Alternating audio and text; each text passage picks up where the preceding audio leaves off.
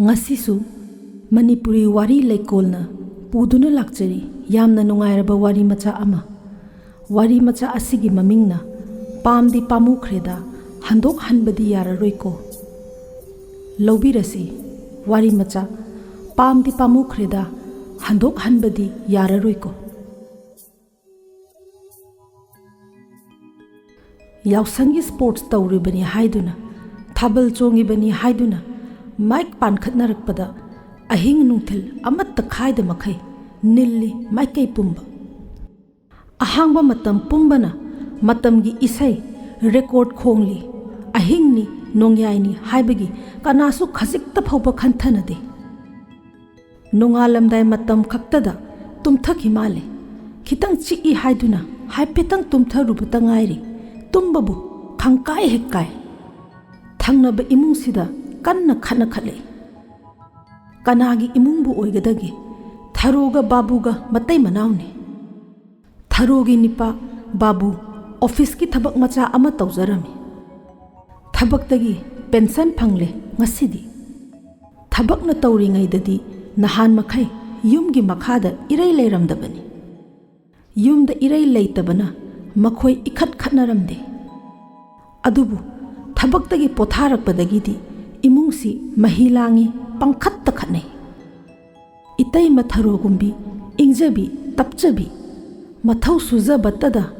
mamai phoba haigatpa ngamjadabi nongmatasu mingonda wa kanna haiba haijadabi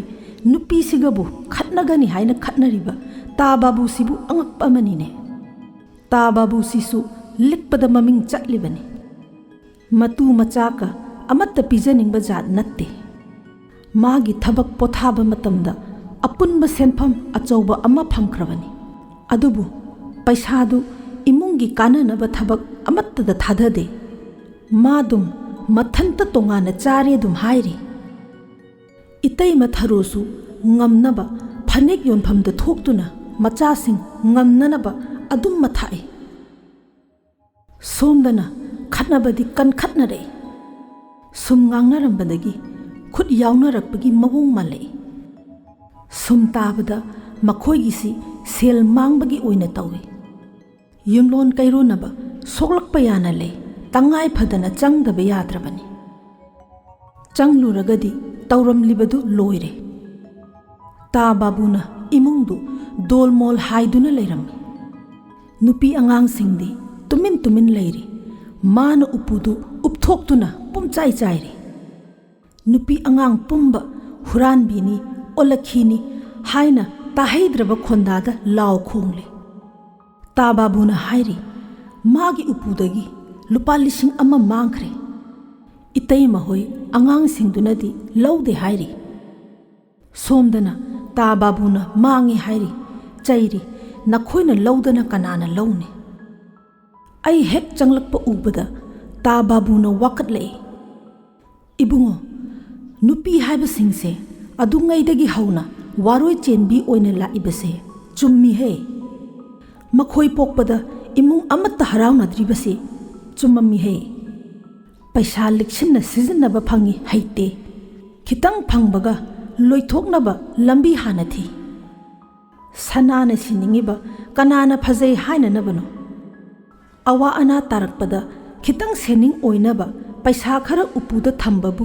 khai khaiduna huranbada amattabu leitrene ibungo imungi lakshmi chen khare aina taptha hannaba khummi tada amukta tapthabiyu michami khunsu nattaba imung manung masenda asum haina tawba hauna deda ta babuna khumlei hauza mangla ibase kuira potni iyamba khangwa ngamdre Brindabandara Radha Kundadara mafam achikpa ama thiraga shiba ngairurasira dum khalleda aina pukningdadi khalle nungsidreda tawsarise indum insillaga Brindabanda oina thakrasira adusu kuiroine lamboiba singa khatnaraktuna tanthorakadaba saktanine adubu ipukning phatharaga aina hangi tada mangiba senphambu kayanone lupa lising amani solondona thamibani adubu maha hingchabi singsina hekta hangibani ngamkhrapoни ngamkhraba itai matharodi nokmi tawduna adum khumlei ikhutum kenge ko ai lawje lakchede ko a kana da pithokiba leibra dum ningsingbiu ta babuna nangna lawdradi kanana lawni ta babudi ngangna be iya yadri tawriba matawsidadi yumlon kaironna ba phawba sokna rakadawri adunadi nakhai ama sengna thi humba chummi phak amada phamtharaduna ta babuga aiga mathang panarei kaya thamkiba kaya chatkiba madi hairi panaduna kanaroi kanano amana lokthopani adubu tapna sum hangnabada ta babuna hairi upuda phi makhada punna lupa 1,500 thambani lupa chama chatpi manga dang ngairambani aduna lupa 1,000 pora mange aina hangi tadagi paisadudagi kanagumbadaka pithokiba leite ko leite aina hai amuktang khanthabiyuda ta babuna ngai hak khantharaga hairi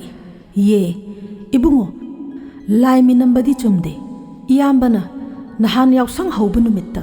lupa chani khaktangdi sports tawphamda angang singda donation pirui chama chapi anini aina khumi adu oirabadi tadagi mangi base lupa 1,000 nattene chamnga khak amana lerame chani amana pithokre adu oirabadi 1,500 dagi chatret ama khaidokhrabadi lupa chani panene mangi basidi itai ma tharona iha hadana khumlei makhoi baji gi phampham kwayon pham chayon phamda sandok khotokhibadum mawoirini ta babuna wache tangkhai paiduna hotchille aina khami ta babuna makha tari aina thabak toklakpasida kanana su aibu bebhar tawbide thabak toktringida sihaugadabani ko thabak toklaga hingbadi sina hingbani itu icha phawbugi maphamda nokna phamdum oiduna toklabani ta babuna ngai hak lepluraga amuk makha tari makhoigi sports tawriba angang singse kanagi macha masuno machok mapakna naidriba aina chama chapi ani khak pirubadu harau lawge leitaduna pabung yamalida ka haiduna amuksu noknarak pasari yamde hairi malene paisabu uda wada panbadu ngairene aina hairami tada aidi 50 bu hapki angam ba hapani angang singduna yamalle haibadu tasengna haibadum oirinida ta babuna khumlei kadai dagi oigadabanu nokrem haigrem na duna thabaktagi potharak basida usitribanine aina mit khana yengbadagi nokpadu hanjinba ngamdaduna lehauribani tanjaduda sports tawphamdagi angang singdu wa changlei tababugi sumangduda amuk toiba leng chatlari matawduda paisa panaba toktuna aikhoi yengduna leire secretary oiriba chingkhubana barton ama tulsi bongda thamladuna tababuda onsenduna hairei pabung babuna hayengi prize piba sidangdi chief guest oina khara yenthokpiyo matawduda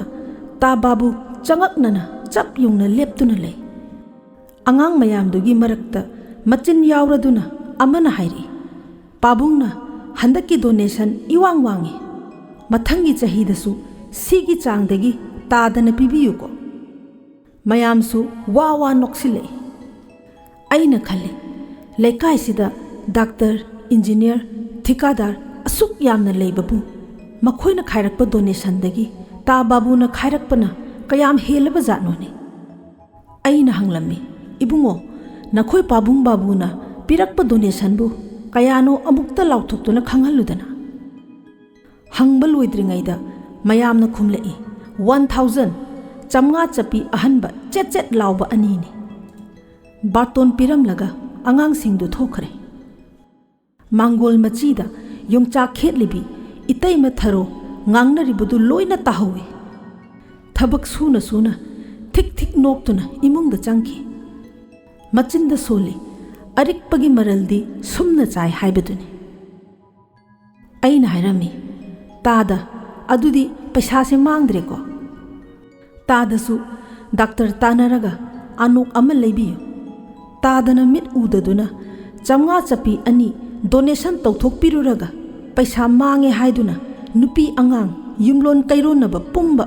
दोलमोल हाइरिबसे लोसिल्लसिको ता बाबूना अइना हाइरिबदु तारिब्रा तादब्रा खंगदे मचिंदा वहाई खरा सोलई ओ पामदी पामुख्रेदा हंदोक हनबदी यारारोइको मतांग असिदा मणिपुरी वारी लेकोलना पुजरकपा वारी मचा पामदी पामुख्रेदा हंदोक हनबदी यारारोइको लोसिनजरी पुमनमकपु अमुक हन खुरुमजरी।